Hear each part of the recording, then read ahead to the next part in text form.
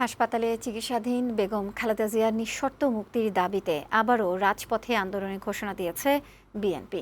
দুপুরে নয়াপল্টনে দলের কেন্দ্রীয় কার্যালয়ে যৌথ সভা শেষে সংবাদ সম্মেলনে ৩ দিনের নতুন কর্মসূচি ঘোষণা করেন দলটির মহাসচিব মির্জা ফখরুল ইসলাম আলমগীর। তিনি বলেন, খালেদা জিয়ার মুক্তি নিশ্চিতে সরকারকে বাধ্য করতে রাজপথে শক্ত প্রতিরোধ গড়ে তুলতে চান তারা। এজন্য প্রথম দফায় ২৯ জুন ঢাকায়, ১ জুলাই সব মহানগরে এবং ৩ জুলাই সকল জেলা সদরে সমাবেশ করার ঘোষণা দেন মির্জা ফখরুল।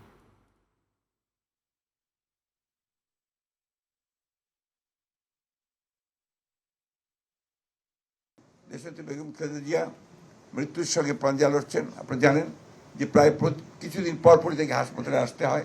এবার যে তিনি এসেছিলেন, এটা আল্লাহর অশেষ রহমতে যে তাকে আমরা ফিরে পেয়েছি।